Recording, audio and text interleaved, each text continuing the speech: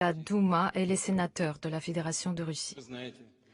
Vous savez que dans les républiques populaires de Donetsk et Lugansk, dans les oblasts Zaporojié et Kherson, ont eu lieu des référendums. Et nous avons calculé les résultats. Nous connaissons le résultat de ces référendums. Les gens ont fait leur choix. Et ce choix est sans équivoque. Aujourd'hui, nous signons les accords d'adhésion de ces territoires à la Russie. Je suis convaincu que l'Assemblée fédérale va soutenir la création de 4 nouvelles régions au sein de la Russie. Ce sera les 4 sujets administratifs nouveaux de la Fédération de Russie. C'est la volonté des millions des personnes.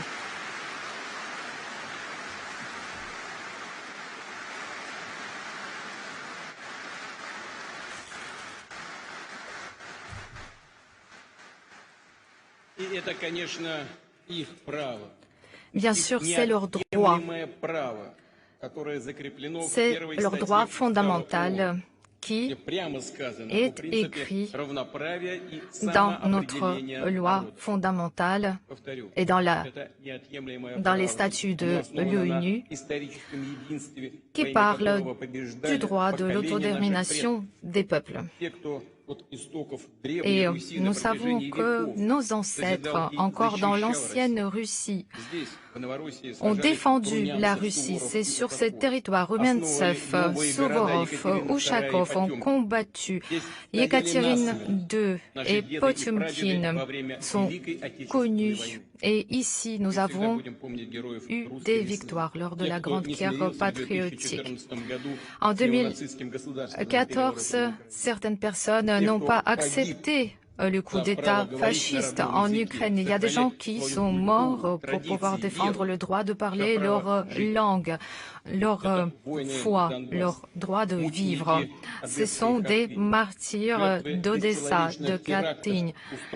Ce sont des victimes des actes terroristes organisés par le régime de Kiev. Ce sont des engagés volontaires, ce sont des civils, ce sont des femmes, enfants et hommes, ce sont des personnes de nationalité ukrainienne et russe. C'est le leader populaire Zakharchenko de Donetsk, Monsieur Pavlov Joga, Olga Kachura et Alexei Razgovorin. C'est le procureur de la République de Lugansk. C'est le combattant Gadji Mokamedov et toutes les autres personnes qui ont perdu leur vie lors de cette opération militaire spéciale. Ce sont nos héros. Ce sont les héros de la Grande Russie et je demande une minute de silence en leur mémoire.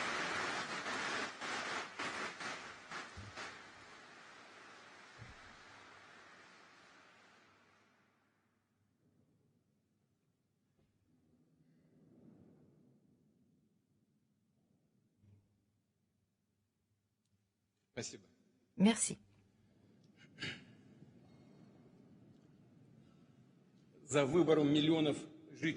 Il s'agit du choix des millions des habitants des territoires de Donetsk, Luhansk, Zaporojié et Kherson.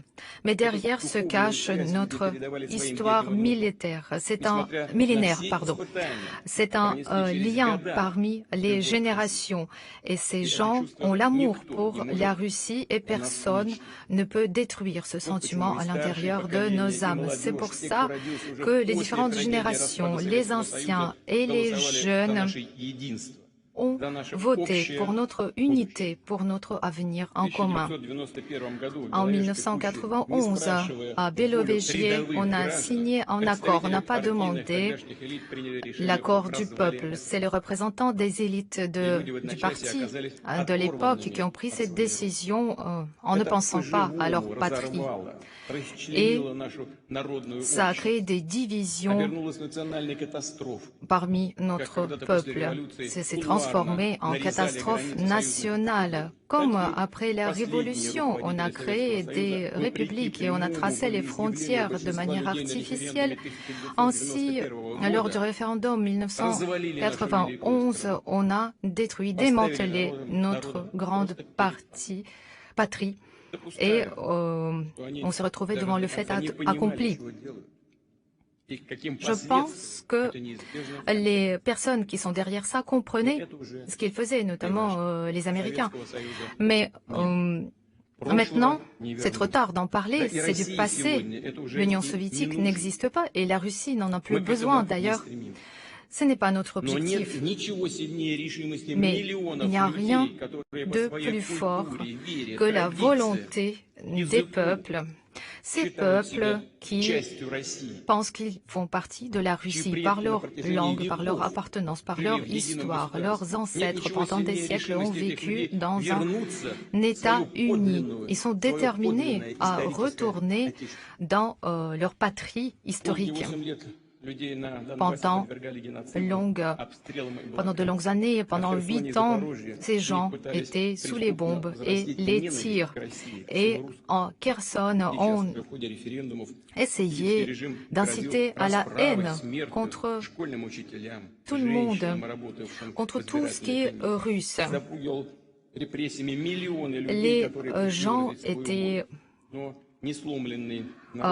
torturés, les gens étaient malmenés. Et je voudrais qu'on m'entende à Kiev et ceux qui les soutiennent à l'Occident. Je voudrais que tout le monde le retienne. Les personnes qui vivent dans les territoires de Donetsk, Luhansk, Zaporozhye et Kherson, maintenant, ce sont nos citoyens pour toujours.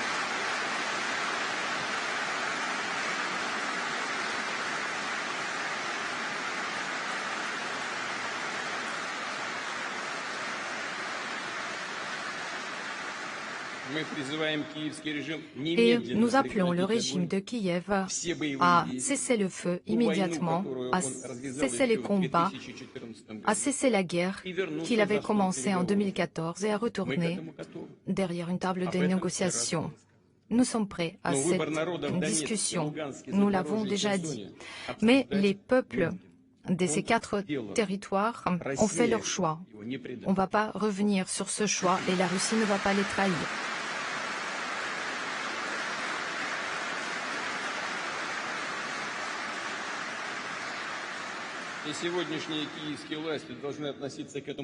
Les autorités de Kiev d'aujourd'hui doivent respecter ce choix libre des personnes et pas autrement. C'est la seule voie qui mène à la paix. Et nous allons défendre notre territoire par tous les moyens qui sont à notre disposition. Nous ferons tout pour assurer la sécurité de notre peuple. C'est notre mission de libération. Nous allons reconstruire les villes et les villages, les écoles, les musées. Nous allons développer les entreprises industrielles, les infrastructures, les systèmes de retraite, le système social, de la santé, d'éducation. Nous allons augmenter le niveau de sécurité. Et ces personnes qui habitent dans les nouvelles régions vont sentir le soutien de tout le peuple russe, de toutes les régions, de toutes les villes de la Russie.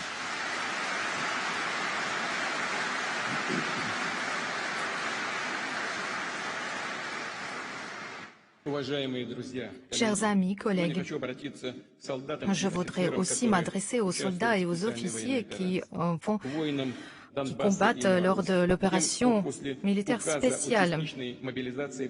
Après le décret de la mobilisation partielle, il y en a d'autres qui ont rejoint les rangs de l'armée. Je voudrais m'adresser aussi à tous ces nouveaux appelés, à leurs familles, à leurs femmes et enfants. Je voudrais leur dire pourquoi combattre notre peuple, qui est notre ennemi et qui pousse le monde dans cette nouvelle crise, qui a intérêt à continuer cette guerre. Nos frères et sœurs en Ukraine, qui font partie de notre peuple, ont vu par leurs propres yeux ce que préparent les dirigeants des dirigeants occidentaux pour tous ces peuples. Les masques sont tombés. Après la dissolution de l'URSS, l'Occident a pensé que maintenant le monde va accepter son diktat. En 1991, l'Occident espérait que la Russie n'allait jamais s'en remettre. Et c'est presque ce qui est arrivé. Nous Nous nous souvenons des années difficiles, dans les années 1990, mais la Russie a résisté, elle a pu renaître et se renforcer et occuper une place digne dans ce monde. Et donc l'Occident continue à chercher des possibilités d'affaiblir la Russie et de la disloquer. Ça a été toujours la volonté de l'Occident de pouvoir provoquer la haine parmi les différents peuples de notre pays. Ils ne peuvent pas se calmer, ils ne peuvent pas accepter l'existence de la Russie avec ce grand territoire, ces grandes ressources, avec les peuples qui n'accepteront jamais de vivre sous l'hégémonie de quelqu'un d'autre. Et l'Occident fait tout pour instaurer un système néocolonial pour continuer à piller les autres peuples, à taxer le monde entier.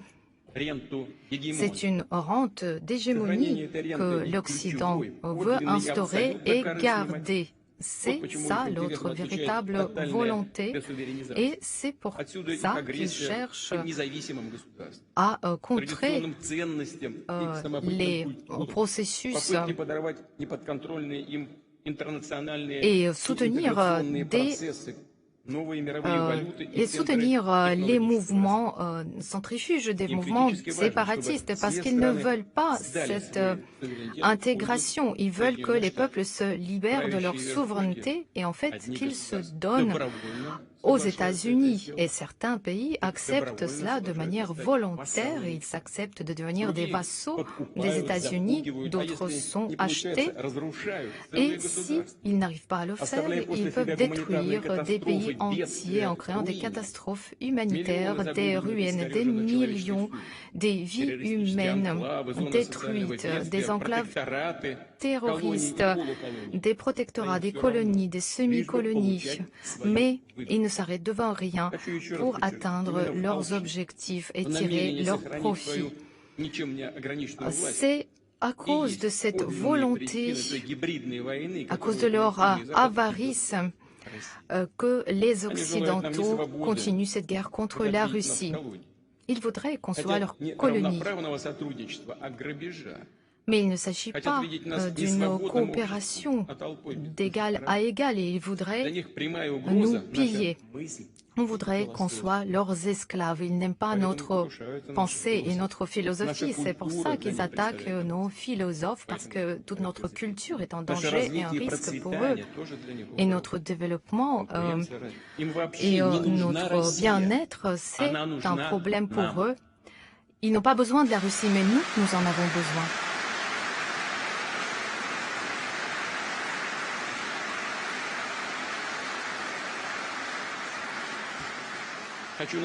Je voudrais vous rappeler ces prétentions d'être le dictateur du monde entier, de l'hégémonie mondiale, se sont heurtés déjà à la volonté de notre peuple et au courage de notre peuple. L'Occident espère que cela allait passer. Et dans le passé, effectivement, et il y a eu des exemples de cela. Et donc, on jette les accords internationaux, on continue à élargir l'OTAN vers l'Est. Et les promesses qu'on a faites aux dirigeants soviétiques sont oubliées et on déchire les contrats et les accords internationaux. On continue à entendre que l'Occident protège l'ordre qui est fixé sur des règles. Mais quelles règles et qui a défini ces règles et qui a accepté ces règles? C'est vraiment des inepties. Et on voit depuis longtemps ces doubles standards qui prennent tout le monde pour des imbéciles. La Russie est un grand pays et ne va jamais suivre ces fausses règles.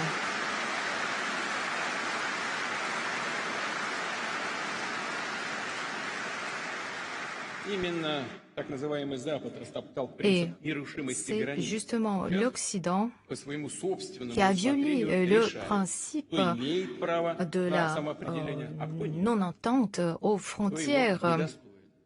Et ils pensent que certains peuvent le faire et d'autres ne peuvent pas le faire. Pourquoi peuvent-ils prendre des décisions? Qui leur a donné le droit de décider? C'est eux-mêmes. C'est pour ça qu'ils sont tellement énervés et en colère contre le droit du peuple de la Crimée qui a fait son choix.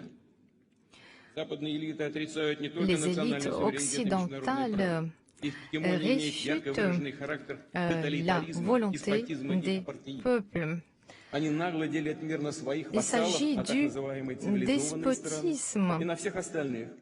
Ils partagent le monde au monde civilisé et aux autres qu'ils appellent des barbares et des sauvages. Ils collent des étiquettes et les peuples et les États entiers se retrouvent avec ces étiquettes et ce n'est pas quelque chose de nouveau. Les élites occidentales se sont toujours montrées comme cela. En fait, ils divisent les peuples en deux sortes. La première sorte et la seconde. Et nous n'allons jamais accepter ce nationalisme et ce racisme. Je voudrais également parler de la russophobie qui se propage à travers le monde entier. Et c'est du racisme. Il s'agit du racisme également quand on entend parler de la culture néolibérale qui devrait être l'idéal pour le monde entier et de dire si vous n'êtes pas avec nous, vous êtes contre nous. Ils ont commis des crimes historiques, mais ils essayent toujours de trouver d'autres coupables. Ils voudraient que d'autres pays et d'autres peuples demandent pardon. Par exemple, si on parle des conquêtes coloniales, il faudrait rappeler aux Occidentaux que c'est encore au Moyen Âge que les Occidentaux ont commencé cette politique. Ensuite, il y a eu le commerce des esclaves. Ils ont pillé l'Inde, l'Afrique. Il y a eu des guerres de l'Angleterre et la France contre la Chine. Et la Chine a été obligée d'ouvrir ses ports pour le commerce d'opium. Et des peuples entiers ont été poussés à consommer de la drogue. Des ethnies entières ont été éliminées. Il y a eu une chasse aux sorcières parmi les peuples entiers. Et nous sommes fiers qu'au XXe siècle, c'est notre pays qui a été à la tête du mouvement anticolonial pour lutter contre les inégalités dans le monde, contre la pauvreté. Donc les élites occidentales sont russophobes. Elles sont en colère justement contre nous parce que nous avons résisté. Et nous avons réussi à créer un monde de commerce équitable grâce à l'État très fort que nous avons pu créer. Nous avons basé notre État sur des valeurs fondamentales, des valeurs chrétiennes, islamiques, bouddhistes et autres. Nous savons qu'il y a eu beaucoup de plans d'intervention en Russie. Après 1917 notamment, et avant cela, on n'a jamais pu envahir la Russie.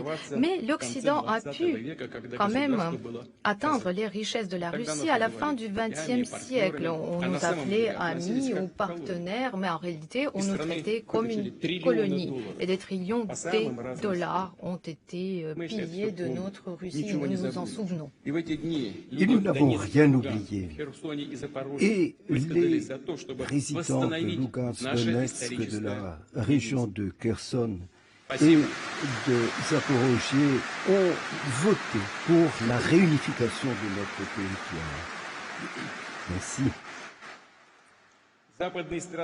Les pays occidentaux parlent toujours du fait qu'ils apportent la liberté et la démocratie, mais c'est tout à fait faux, c'est le contraire. c'est au contraire l'exploitation. Au lieu de la liberté, c'est l'esclavage. Et tout cet ordre mondial est antidémocratique et antilibéral. Tout cela est une hypocrisie. Les États-Unis sont le seul pays qui a par 2 fois utilisé l'arme nucléaire dans l'histoire, en anéantissant Hiroshima et Nagasaki. Je rappellerai que les États-Unis, avec les Anglais, ont transformé en ruine, sans nécessité militaire, ont anéanti les villes de Hambourg, de Dresde, en Allemagne, sans nécessité militaire. C'était une manière démonstrative.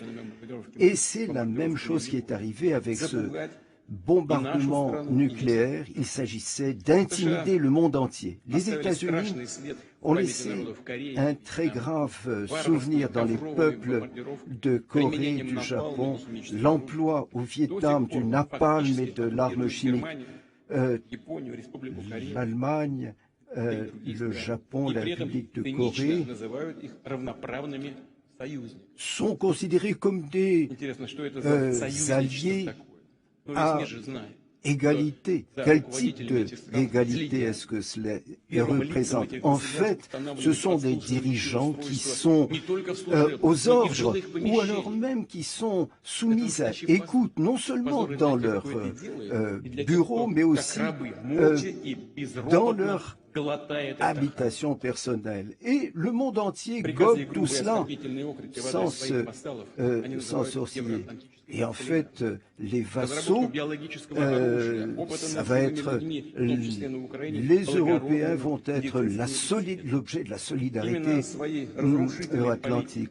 Cette politique destructrice, cette guerre, tout cela, ont entraîné des millions de gens vers la migration. Des milliers de gens qui vont chercher à rejoindre l'Europe vont périr. Et voilà ce blé qui vient d'Ukraine et qui va sortir d'Ukraine pour assurer le maintien en vie de populations affamées. En fait, ce blé, il va en Europe au détriment des pays qui en ont besoin. C'est de la tromperie. Et en fait, les Américains utilisent les tragédies dans les autres pays pour affaiblir leurs rivaux. Ça touche la France, l'Espagne, l'Italie. Washington exige des sanctions toujours renouvelées contre la Russie. La majorité des responsables politiques européens sont obéissants. Ils comprennent bien que quand les États-Unis imposent à l'UE de renoncer aux ressources énergétiques russes, eh bien cela contraint l'Europe à anéantir sa propre industrie. Et les Européens comprennent tout cela, mais préfèrent servir les intérêts des autres. Ce n'est pas le fait de laquais, c'est aussi des traîtres vis-à-vis de leur peuple, mais c'est leur affaire. Mais les anglo-saxons ne sont pas contents de sanctions, ils se lancent dans le sabotage. Ils ont attaqué, ils se sont pris à des infrastructures internationales qui traversent le fond de la mer Baltique. C'est une infrastructure internationale. Nous savons à qui le crime profite. Le diktat des États-Unis, c'est le diktat de la violence, de la force. Et cela peut être enveloppé d'une manière plus séduisante, mais c'est un droit fondé sur la violence. Et c'est ce qui les amène à déployer des centaines de bases militaires de par le monde et créer de plus en plus d'alliances militaires comme AUKUS et d'autres. Et c'est aussi la liaison militaire Washington, Séoul, Tokyo, c'est aussi ceux qui s'opposent à cette hégémonie de l'Occident sont considérés comme des ennemis. Et c'est sur ce principe que se fonde la doctrine militaire des États-Unis et de l'OTAN.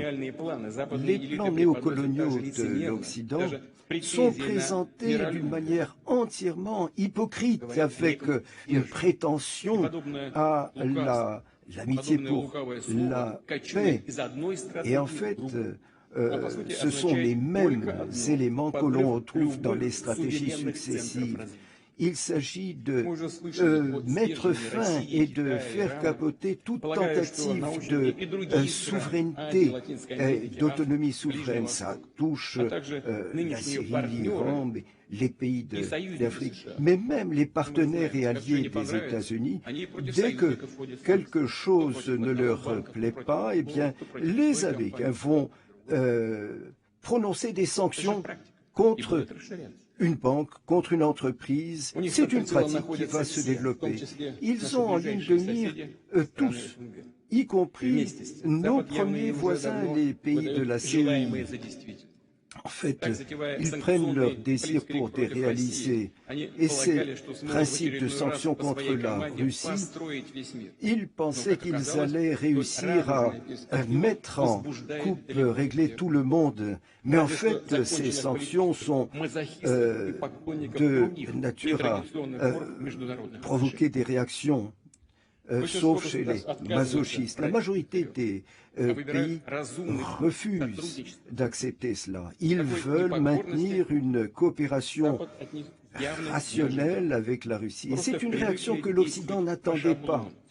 En fait, ils ont l'habitude de réfléchir d'une manière très stéréotypée. En fait, ils ont une pensée qui est restée qui s'est sclérosée depuis le passé. Et ils maintiennent leur situation d'exception. En fait, il y a une véritable famine d'informations. La vérité a été ensevelie sous une montagne de mensonges et de propagande. Et plus le mensonge est gros, et plus il passe. Mais on ne peut pas nourrir les gens avec des millions de dollars qui auraient été produits par la planche à billets. En fait, on ne peut pas chauffer les habitations des gens avec de la monnaie qui n'a aucune valeur. En fait, on ne peut pas nourrir des gens avec du papier. Il faut alimenter les gens avec de la nourriture. Et ces capitalisations gonflées, elles ne vont rien permettre de résoudre. Il faut des produits énergétiques. Donc, les Européens sont amenés à convaincre leurs concitoyens de ne pas se chauffer, de réduire leur ration alimentaire. Et on déclare extrémistes et ennemis tous ceux qui se disent contre cela. Et on affiche la Russie comme la source de tous les malheurs des pays. En fait, on peut très bien comprendre que les élites occidentales n'ont pas l'intention de rechercher une sortie de la crise alimentaire qui est survenue de leur fait et bien avant notre opération militaire spéciale en Ukraine. Je n'ai pas l'intention de résoudre tous les problèmes d'inégalité et d'injustice. Je pense qu'ils sont prêts à utiliser toutes les recettes dont ils ont l'habitude. Et l'Occident, au commencement du XXe siècle, a connu la Première Guerre mondiale. La Deuxième Guerre mondiale a permis aux États-Unis de surmonter la Grande Dépression. Cela leur a permis de devenir le pays qui a, avec le dollar, la monnaie de réserve du monde entier. La situation a été en partie détériorée, mais l'Occident a pu sauver sa situation grâce à l'effondrement de l'Union soviétique. Et donc, les États européens ont cherché à anéantir la Russie et tous les pays qui ont cherché la voie d'une souveraineté autonome se trouvent en but à ces actions. On peut penser que le système entier va s'effondrer ou imploser. Et en fait, une guerre, ça permet de tirer un trait sur le bilan. Et il est évident que le modèle néocolonialiste d'aujourd'hui est en fait condamné. Les maîtres de ce modèle vont jusqu'à la fin chercher de se raccrocher à cela et de rester maîtres de ce pillage des marchés. Et cela permettra de priver des milliards d'hommes, la plupart de l'humanité, du droit à déterminer leur propre avenir.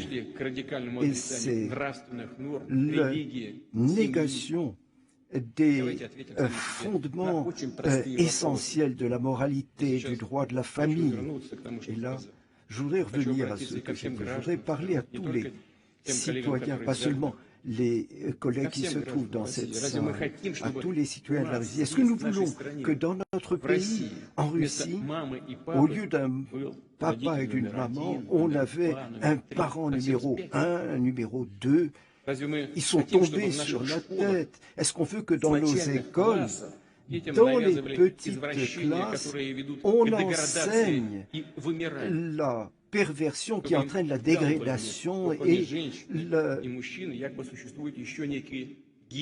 que l'on parle non pas des hommes, des femmes, mais en outre et qu'il y aurait un genre en plus de cela.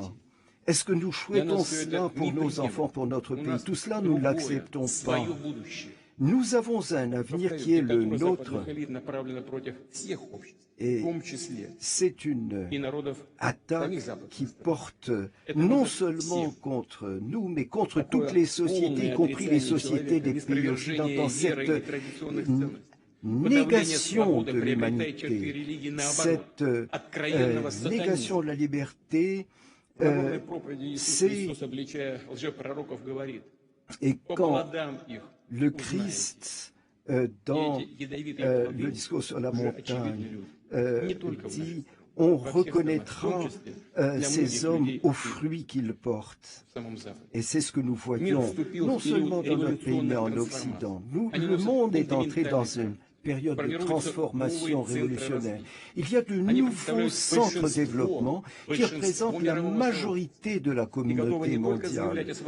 Et ce n'est pas seulement les intérêts que l'on a, mais ils défendent un monde multipolaire dans lequel ils vont pouvoir défendre leur autonomie et donc leur véritable liberté. Et leur liberté historique, leur droit à un développement autonome, créatif dans le monde entier, y compris aux États-Unis et en Europe. Nous avons beaucoup de gens qui partagent notre pensée, nous sentons le soutien de ces gens et nous sentons qu'il y a un mouvement anticolonialiste qui se développe dans le monde entier contre cette hégémonie unipolaire. Et c'est cette force qui va déterminer l'avenir de la géopolitique mondiale. Aujourd'hui, nous luttons pour la justice et la liberté, pour nous-mêmes, pour la Russie, pour renoncer au despotisme et aux dictats qui sont des éléments du passé et la notion d'une supériorité de naissance d'une certaines classes de l'humanité. Il faut tourner cette page de l'histoire et c'est irréversible. Le monde ne reviendra pas à la page d'avant. L'époque à laquelle nous avons dû mener cette lutte, cette bataille pour notre pays et pour notre peuple, c'est la bataille pour la Russie commune.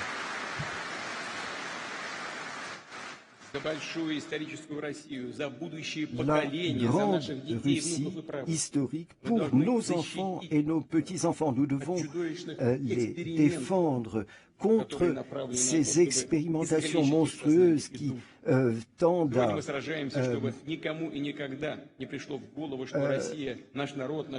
handicaper leur esprit. Faire en sorte que notre histoire, notre culture soit éradiquée. Et nous devons donc nous solidariser. Nous devons nous fonder sur la solidarité, sur la créativité et la justice. Je voudrais terminer en citant Ivan Ilyin, qui est un véritable patriote. Si je considère que mon pays, c'est la Russie, je considère que c'est en russe que j'aime. C'est en russe que je chante et que je parle. Je crois en la force spirituelle du peuple russe. Son esprit, c'est le mien. Son destin, c'est mon destin. Ses malheurs sont mon malheur. Son épanouissement, c'est ma joie. Et ce sont des principes qui, après plus d'un millénaire, nous amènent devant un choix. Et ce choix a été fait par les peuples des républiques populaires de Lugansk et de Donetsk et les habitants des territoires de Kherson et de Zaporozhye. Ils veulent, avec notre peuple, vivre et être victorieux avec la Russie. Nous sommes un et la Russie est derrière nous.